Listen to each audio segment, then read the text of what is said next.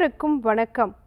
நான் doctor MS. Usha Nandhini, Siddha physician, lotus women care hospital, இந்தியாவின் முதல் பெண்களுக்கான PCOS சித்த மருத்துவமனை, சாய்பாபா காலனி, கோயம்புத்தூர், KK நகர், சென்னை.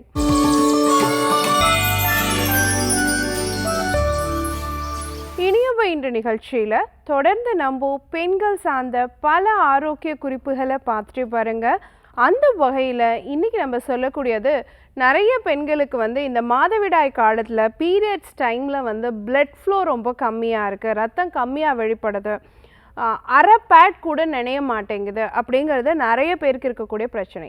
அப்போது அது எதனால் அந்த மாதிரி இருக்குது, பீரியட்ஸ் பிளட் நல்லா வெளிப்படணும் அப்படின்னா என்ன மாதிரியான உணவு முறைகள்லாம் நீங்கள் ஃபாலோ பண்ணணும், என்ன மாதிரி வீட்டு குறிப்புகளை ஃபாலோ பண்ணணும் அப்படிங்கிறத பற்றி தான் இன்றைக்கி நிகழ்ச்சியில் நம்ம பார்க்க போகிறோம். ஏன் பீரியட்ஸ் பிளட்டு கம்மியாக இருக்குது? ஸோ பீரியட்ஸ் பிளட்டுனா ஆக்சுவலாக ஒரு மாதம் நமக்கு பீரியட்ஸ் வருது அப்படின்னா ஒரு 3 to 5 டேஸில் நமக்கு வெளிப்படக்கூடிய ரத்தத்தினுடைய அளவு 80 to 150 ml இருக்கணும். 80லேருந்து 150 ml இருக்கணும். அப்ராக்சிமேட்டாக ஒரு நாளைக்கு நம்ம 2 to 3 பேட்ஸ் ஃபுல்லாக நினைகிற மாதிரி 3 to 4 டேஸ் பீரியட்ஸ் இருந்தாலே அது நல்ல பீரியட்ஸ் ஃப்ளோ அப்படிங்கிறத நம்ம தெரிஞ்சுக்கணும். அதை விட கம்மியாக இருக்குது, ஒரே ஒரு நாள் தான் படுது, ஆனால் ஹாஃப் பேட் தான் நினையுது, ஆனால் டேட்டுக்கு பீரியட்ஸ் வந்துடுது, இதை எப்படி சரி பண்ணணும் அப்படிங்கிறதெல்லாம் தான் இன்றைக்கி நம்ம சொல்ல போகிறோம். ஸோ ஃபர்ஸ்ட் திங், ஏன் இந்த மாதிரி இருக்குது? இன்றைக்கி பெண்களுக்கு, இளம் பெண்கள்லேருந்து நிறைய நடுத்தர வயது பெண்கள் வரைக்கும் சந்திக்கக்கூடிய மிகப்பெரிய பிரச்சனை PCOD, PCOS மாதிரியான ஹார்மோன் பிரச்சனை தான். இது சாதாரணமான ஒரு ஹார்மோன் பிரச்சனை தான். ஆனாலும் மாதவிடாய் ரத்தம் வெளிப்படுறதுலேருந்து குழந்தை பாக்கியம் வரைக்கும் நிறைய பிரச்சனைகளுக்கு இது காரணமாக இருக்குது. அப்போ யாருக்கெல்லாம் சினைப்பை நீர்க்கட்டி பிரச்சனை இருக்கோ அவங்களுக்கு பீரியட்ஸ் ஃப்ளோ கம்மியாக இருக்கும் அப்படிங்கிறத நம்ம தெரிஞ்சுக்கணும். அதே மாதிரி தைராய்டு சுரப்பு குறைவாக இருக்குது, T3 T4 உடைய அளவு குறைவாக இருக்குது அப்படிங்கும் பொழுது அதை நம்ம ஹைப்போதைராய்டிசம் அப்படின்னு சொல்கிறோம். இந்த தைராய்டு பிரச்சனை இருக்கக்கூடியவங்களுக்கு அந்த எண்டோமெட்ரியல் திக்கனிங் அப்படிங்கிறது குறைவாக இருக்கிறதுனால மாதவிடாய் காலத்தில் வெளிப்படக்கூடிய இரத்தத்தினுடைய அளவு குறைவாக இருக்கும். அடுத்து பார்த்தோன்னா ப்ரொலாக்டின் அப்படின்னு சொல்லக்கூடிய ஹார்மோனுடைய அளவு ரத்தத்தில் அதிகமாக இருக்கும் பொழுது அதை நம்ம ஹைப்பர் ப்ரொலாக்டினீமியா அப்படின்னு சொல்கிறோம். இந்த ஹார்மோனுடைய அளவு அதிகமாக இருக்கும் பட்சத்தில் கண்டிப்பாக மாதவிடாய் ரத்தம் வெளிப்படுறது குறைவாக இருக்கும். அதே மாதிரி இன்றைக்கி நிறைய பெண்களுக்கு ரொம்ப முன்னாடியே ப்ரீமெச்சுவர் மெனபாஸ் அப்படிங்கிறது நம்மளால் பார்க்க முடியுது. ஸோ யாருக்கெல்லாம் ஒரு 35-37 வயதுலேயே சீக்கிரம் மெனபாஸ் வருது அப்படிங்கிற ஹார்மோன் பிரச்சனை இருக்கோ அவங்களுக்கு எல்லாம் ரத்தம் வெளிப்படுறதுமே குறைவாக இருக்கும். அப்போ நம்ம பரிசோதனை பண்ணி பார்க்கும் பொழுது FSH LH லெவல்ஸில் இம்பேலன்ஸ் இருக்கும் பொழுது உங்களுக்கு ஏர்லியர் மெனபாஸ் வரதுக்கான வாய்ப்பு இருக்குது. அப்படிங்கும் பொழுதும் இந்த மாதிரி பிரச்சனைகளை நம்ம சந்திக்கலாம்.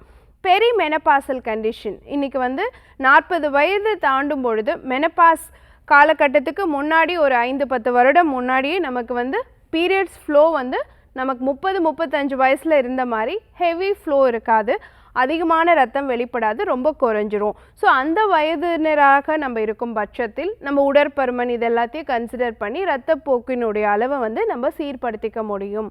அடுத்து பார்த்தோன்னா இன்றைக்கி சர்க்கரை நோய், குறிப்பாக டைப் 1 டயபெட்டிஸ், அதுக்கப்புறம் டைப் 2 டயபெட்டிஸில் கூட இந்த மாதிரி பிரச்சனைகள் வரதுக்கு வாய்ப்பு இருக்குது. டைப் 1ல் இது அதிகமாக வரதுக்கான வாய்ப்பு இருக்குது. ஏன்னா ஹார்மோன் சீர்கேடு அடைகிறதுனால ரத்தம் வெளிப்படுறது குறைவாக இருக்கும். மன அழுத்தம், ஓவர் ஸ்ட்ரெஸ் லெவல் ரொம்ப கூடுதலாக இருந்தாலும் இந்த மாதிரி வரதுக்கு வாய்ப்பு இருக்குது. அதே மாதிரி திடீர்னு ரொம்ப உடல் எடை கூடுறது அல்லது திடீர்னு ரொம்ப இழைக்கிறது, உடல் இழைப்பு, weight gain or weight loss, sudden weight gain, weight loss, இந்த மாதிரி எது இருந்தாலும் ரத்தப்போக்கினுடைய அளவில் நம்மளால் வித்தியாசத்தை பார்க்க முடியும். இன்றைக்கி நிறைய பேர் உடற்பயிற்சி அதிகமாக பண்ணுறாங்க. நிறைய உடற்பயிற்சி, ரொம்ப ஸ்ட்ரென்த் ட்ரைனிங் எக்ஸசைசஸ்லாம் பெண்கள் பண்ணும்பொழுது ரத்தப்போக்கினுடைய அளவு குறையிறதுக்கான வாய்ப்பு இருக்குது. ஹார்மோன் மாத்திரைகள் ஏதாவது காரணத்துக்காக நம்ம எடுக்கிறோம், நமக்கு ரத்தக்கட்டி இருக்குது அல்லது நமக்கு வேறு ஏதாவது காம்ப்ளெக்ஸ் சிஸ்ட் மாதிரி இருக்குது, இல்லை நம்ம குழந்தை பாக்கியத்துக்காக மருந்துகள் எடுத்துக்கிறோம், இல்லை நமக்கு ஃபைப்ராய்டு மாதிரியான பிரச்சனைகள், ஏதோ ஒரு காரணத்துக்காக நம்ம ஹார்மோன் சார்ந்த மாத்திரைகள் நம்ம உடலில் சுரக்கலை அதுக்காக வெளியில இருந்து நம்ம மாத்திரைகள் எடுத்துக்கும் பொழுதும் நம்மளுடைய ரத்தப்போக்கினுடைய அளவு குறையிறதுக்கான வாய்ப்பு இருக்குது. அப்போது இத்துணை காரணங்கள் இருக்குது ஏன் ரத்தப்போக்கு குறையல அப்படிங்கிறதுக்கு. ஈவன் ஹீமோக்ளோபினுடைய அளவு வந்து ரொம்ப குறைவாக இருந்தால் கூட நமக்கு ரத்தப்போக்கினுடைய அளவு குறைவாகத்தான் இருக்கும். ஸோ சத்து குறைபாடும் ஒரு காரணம்.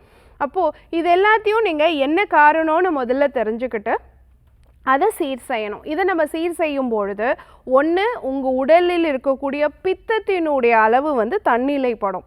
அதே மாதிரி உங்களுக்கு பீரியட்ஸினுடைய முந்தைய குறிகுணங்கள்னு சொல்லக்கூடிய பிஎம்எஸ் சிம்டம்ஸ், இந்த பிரச்சனைகள் எல்லாத்துலேயுமே வந்து பிஎம்எஸ் ரொம்ப அதிகமாக இருக்கும். பெரிமெனபாசல் சிம்டம் அப்படின்னு நம்ம சொல்கிறோம், ப்ரீமெனபாசல் சிம்டம்னு சொல்கிறோம். ஸோ பீரியட்ஸுக்கு முந்தைய குறிகுணங்கள் யாருக்கெல்லாம் ப்ரீமெனபாசல் சிம்டம் ரொம்ப அதிகமாக இருக்கோ, பிஎம்எஸ் சிம்டம்ஸ் ரொம்ப அதிகமாக இருக்கோ, அவங்களுக்கெல்லாம் ரத்தப்போக்கு குறையிறத நம்மளால் பார்க்க முடியும். அந்த இடத்துல உங்கள் உடலில் இருக்கக்கூடிய பித்தத்தினுடைய அளவு மாறுபட்டிருக்கும். ஸோ பித்தத்தினுடைய அளவை சீர் செஞ்சு உங்களுக்கு இருக்கக்கூடிய அந்த பீரியட்ஸுக்கு முந்தைய குறிகுணங்களை நம்ம சீர் செய்யும் பொழுது ஹார்மோன்கள் சீராகி முழுமையாக ரத்தம் நல்லபடியாக வெளிப்படும் அப்படிங்கிறத நம்ம தெரிஞ்சுக்கணும். அதுக்கு நம்ம உணவு முறையில் என்னென்ன மாற்றங்கள் கொண்டு வரணும் அப்படின்னு பார்த்தீங்கன்னா, ஃபர்ஸ்ட் திங் பார்த்தீங்கன்னா, உங்கள் வீட்டில் எல்லார் வீட்லேயும் சோற்று கற்றாழை இருக்கும் இல்லையா? ஸோ அந்த மாதிரி பீரியட்ஸ் பிளட் ரொம்ப கம்மியாக இருக்குது அப்படிங்கிறவங்க அந்த பீரியட்ஸ் டைமில் ஒரு 5 டேஸ்க்கு வந்து ஒவ்வொரு மந்த்துமே சோற்று கற்றாழையோடைய மடல்களை எடுத்துகிட்டு வந்து பிழந்து உள்ளே இருக்கக்கூடிய ஜெல்லை மட்டும் எடுத்து ஒரு பாத்திரத்தில் போட்டு ஃப்ரெஷ்ஷாக வாட்ரு விட்டு நல்லா அலாசிட்டு அந்த தண்ணியை மட்டும் கீழே விட்டுறணும். மறுபடியும் இன்னொரு தடவை தண்ணி விட்டு மறுபடியும் அந்த ஜெல்லை அலாசிட்டு தண்ணியை மட்டும் கீழே விட்டுறணும். இந்த மாதிரி 7 தடவை வாஷ் பண்ணணும். நிறைய பேர் நினச்சிக்கிறீங்க, நான் வந்து டேப் வாட்டரில் வாஷ் பண்ணேன் டாக்டர், அப்படியே வச்சு நல்லா அந்த வளவளப்பு போகிற மாதிரி கழுவினேன், இப்படியெல்லாம் சொல்கிறோம். ஆனால் இது முறை அல்ல. நம்ம செய்ய வேண்டிய சுத்தி முறை அப்படிங்கிறது ஒவ்வொரு மூலிகை பொருட்களுக்குமே சித்த மருத்துவத்தை பொறுத்த வரைக்கும் எந்த பொருளாக இருந்தாலும் அதுக்கு வந்து சுத்தி முறை அப்படின்னு ஒன்று இருக்குது. சுத்தி முறைனா என்னென்னா, அந்த உணவு பதார்த்தத்தில் இருக்கக்கூடிய டாக்ஸினை மட்டும் ரிமூவ் பண்ணுறது கிடையாது, அதில் இருக்கக்கூடிய நச்சுத்தன்மையை மட்டும் நீக்குவது கிடையாது, அதனுடைய உணவு முறையை வந்து பன்மடங்காக அதிகரித்து கொடுக்கக்கூடிய தன்மை, அதில் இருக்கக்கூடிய ஊட்டச்சத்துக்களும் அதில் இருக்கக்கூடிய நல்ல விஷயங்களையும் பன்மடங்கு அதிகரிக்கக்கூடிய தன்மை தான் சுத்தி முறை அப்படின்னு நம்ம சொல்கிறோம். அப்போ சோற்று கற்றாழையுடைய சுத்தி முறை அப்படிங்கிறது என்னன்னா, இந்த மாதிரி 7 தடவை புது தண்ணி விட்டு ஒவ்வொரு தடவையும் ஃப்ரெஷ் வாட்டர் விட்டு வாஷ் பண்ணுறது தான். அந்த கற்றாழையை நீங்கள் வந்து கொஞ்சமாக ஒரு பெரிய நெல்லிக்காய் அளவு கருப்பட்டி போட்டு ஒரு 20 கிராம் அளவு அந்த ஜெல்லோடைய அளவை சுத்தம் பண்ணதை எடுத்துக்கிட்டு மிக்சியில் போட்டு நல்லா அரைச்சிட்டு ஜூஸ் மாதிரி காலையில் எம்டி ஸ்டொமக்கில் பீரியட்ஸ் டைமில் 5 டேஸ்க்கும் மார்னிங் குடிச்சிட்டே வாங்கலேன், உங்களுடைய ஹார்மோன் சரியாகும். அடுத்து பார்த்தோம் அப்படின்னு சொன்னால், செம்பருத்தி பூ இருக்குது இல்லைங்களா, அதனுடைய இதழ்கள், ஒற்றை அடுக்கு செம்பருத்தியோடைய இதழ்கள் மட்டும் ஒரு 5 இதழ்கள் பச்சையாக பூவாக கிடச்சி அதனுடைய இதழ்கள், சிகப்பு செம்பருத்தியோடைய இதழ்கள் வந்து ஒரு 5 இதழ்கள் எடுத்து காய்ந்த பூவாக இருந்தாலும் யூஸ் பண்ணலாம், ஆனால் பச்சை பூவுக்கு நல்ல ஒரு மருத்துவ குணம் உள்ளது. ஸோ அதை எடுத்து நல்லா தண்ணியில் போட்டு கொதிக்க வச்சு ஒரு டீ மாதிரி ப்ரிப்பேர் பண்ணி கருப்பட்டி ஒரு பெரிய நெல்லிக்காய் அளவு போட்டு பீரியட்ஸ் ஆன 5 டேஸும் குடிக்கலாம். இதுக்கும் ஃபைட்டோஈஸ்ட்ரோஜெனிக் ப்ராப்பர்ட்டி இருக்குது, ஃபாலிக்கல் டெவலப்மெண்ட்டை நல்லபடியாக சரி பண்ணி கொடுக்கும், உங்களுடைய பீரியட்ஸ் ரத்தத்தினுடைய அளவை அதிகரிக்கக்கூடியதாக இருக்கும். அடுத்து பார்த்தீங்கன்னா, தாமரை பூவினுடைய இதழ்கள், அதுவுமே நீங்கள் வந்து பச்சை பூவாக கிடச்சதுன்னா ரொம்ப நல்லது, இல்லைனா காய்ந்த இதழ்களையும் யூஸ் பண்ணலாம்.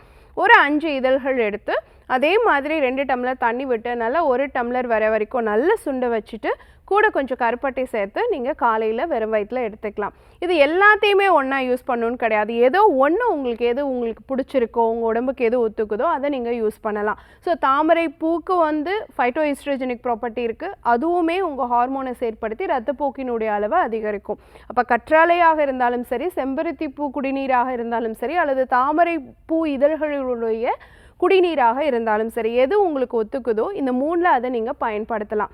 இது வந்து அந்த தற்காலிக ரெமெடியாக இல்லாமல் பீரியட்ஸ் ஆன முதல் 7 டேஸ் 5 to 7 டேஸ் நம்ம இதை ஃபாலோ பண்ணும் பொழுது அந்த மாதம் முழுவதும் நீங்கள் சந்திக்கக்கூடிய பிரச்சனைகள், பித்தம் அதிகரிக்கிறதுனால வரக்கூடிய பிரச்சனைகள், அல்லது பீரியட்ஸ்க்கு முந்தைய குறிகுணங்களாக இருக்கக்கூடிய பிஎம்எஸ் சிம்டம்ஸ், ப்ரீமெனபாசல் சிம்டம்ஸ், இதை குறைக்கக்கூடியதாகவும் இருக்கிறதோடு சேர்த்து உங்கள் ஹார்மோன்களை சீர் செஞ்சு அடுத்தடுத்த மாதம் வரக்கூடிய மாதவிடாயினுடைய அளவு சீராக இருக்கிறதுக்கும் ரெகுலராக இருக்கிறதுக்கும் அது ரொம்ப சப்போர்ட்டிவாக இருக்கும். ஸோ இப்போ நான் சொன்ன விஷயங்களை பயன்படுத்தி பாருங்கள். இதே மாதிரி இன்னொரு ஆரோக்கிய குறிப்போடு நான் உங்களை சந்திக்கிறேன். இயற்கையோடு இணைவோம், ஆரோக்கியமாக இருப்போம், ஆனந்தமாக வாழ்வோம். நன்றி, வணக்கம்.